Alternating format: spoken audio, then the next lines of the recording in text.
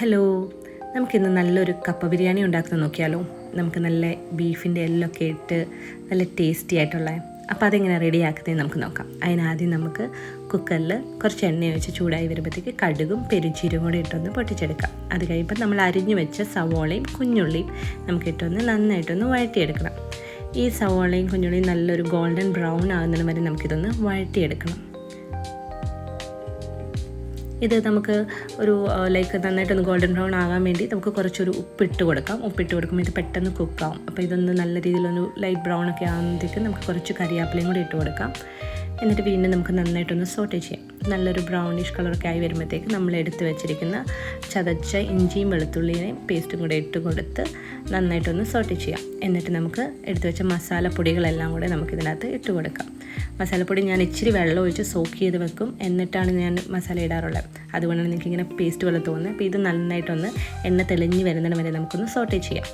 എന്നിട്ട് നമ്മൾ കഴുകി വെച്ചിരിക്കുന്ന ബീഫിൻ്റെ എല്ല് പീസുകൾ നമുക്കിതിൻ്റെ അകത്ത് ഇട്ട് കൊടുത്ത് നമുക്ക് നന്നായിട്ടൊന്ന് ഈ മസാലയായിട്ടൊന്ന് മിക്സ് ചെയ്തെടുക്കണം. നമ്മുടെ ഈ മസാല ഈ എല്ലിൻ്റെ ഓരോ പീസിലും നന്നായിട്ട് എത്തിയെന്ന് വരുത്തി നല്ല രീതിയിലൊന്ന് മിക്സ് ചെയ്യുക. എന്നിട്ട് ഇതിനകത്തോട്ട് കുറച്ച് കരിവേപ്പിലയും കുറച്ച് ഗരം മസാലപ്പൊടിയും കുറച്ച് പെപ്പർ പൗഡറും കൂടി ഇട്ട് വീണ്ടും നമുക്കൊന്ന് നന്നായിട്ടൊന്ന് മിക്സ് ചെയ്യുക.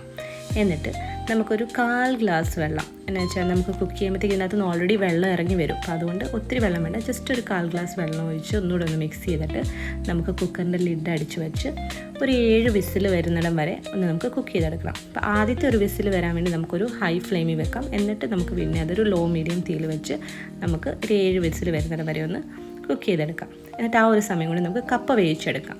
കപ്പ പുഴുങ്ങാൻ വേണ്ടി നമുക്ക് കൊത്തി അരിഞ്ഞ് വെച്ച കപ്പയിലോട്ട് കുറച്ച് വെള്ളം ഒഴിച്ച് അതിൻ്റെ ഒരു മേൽഭാഗത്ത് നിൽക്കുന്ന രീതിയിൽ വരെ വെള്ളം ഒഴിച്ച് ഇച്ചിരി മഞ്ഞപ്പൊടിയും കൂടി ഇട്ട് നമുക്കൊരു മീഡിയം തീയിൽ അടച്ച് വെച്ച് അതൊന്ന് ബോയിൽ ചെയ്യാൻ വേണ്ടി വെക്കാം. ആ സമയം കൊണ്ട് നമുക്കൊരു വേറൊരു പാനിൽ നമ്മൾ ഗ്രേറ്റ് ചെയ്ത് വെച്ചിരിക്കുന്ന തേങ്ങ ഇച്ചിരി കറിവേപ്പിലയും കൂടി ഇട്ട് നന്നായിട്ടൊന്ന് നമുക്ക് വറുത്തെടുക്കണം. ഒത്തിരി ഡാർക്ക് ബ്രൗൺ ആക്കണ്ട, ചെറിയ രീതിയിൽ. അപ്പോൾ അതിൻ്റെ അകത്ത് ഇച്ചിരി കുരുമുളക് പൊടിയും കൂടി ഇട്ട് നമുക്കൊന്ന് വറുക്കുകയാണെങ്കിൽ നല്ലൊരു ടേസ്റ്റാണ്. ഒത്തിരി ഡാർക്ക് ബ്രൗൺ ആയിക്കഴിഞ്ഞാൽ ഒരു കവർപ്പ് ചുവയാണ് വരുന്നത്. അപ്പോൾ ഇത്രയാകുമ്പോഴത്തേക്കും നമ്മൾ ഇതൊരു പ്ലേറ്റിലേക്ക് മാറ്റി വെക്കാം. എന്നിട്ട് നമ്മുടെ കപ്പയൊക്കെ നല്ല പുഴുങ്ങി നല്ല ബോയിലായിട്ട് വന്നിട്ടുണ്ട്. ആ സമയത്ത് നമുക്ക് ഇച്ചിരി ഉപ്പിട്ട് കൊടുത്ത് നന്നായിട്ട് ഇളക്കിയിട്ട് ഇതൊന്ന് നമുക്ക് സ്ട്രെയിൻ ചെയ്ത് മാറ്റി വെക്കാം. എന്നിട്ട് വീണ്ടും ഒരു കടായിൽ നമുക്ക് കുറച്ച് എണ്ണ ഒഴിച്ച് ചൂടായി വരുമ്പോഴത്തേക്ക് കടുകിട്ട് നമ്മുടെ കുക്ക്ഡ് ആയിട്ടുള്ള ബീഫിൻ്റെ എല്ല് പീസുകൾ, ആ ഒരു ഗ്രേവി, ആ ഒരു മസാല നമുക്ക് അതിനകത്തിട്ട് എണ്ണയ്ക്കകത്തിട്ടൊന്ന് നന്നായിട്ടൊന്ന് കുക്ക് ചെയ്തെടുക്കാം.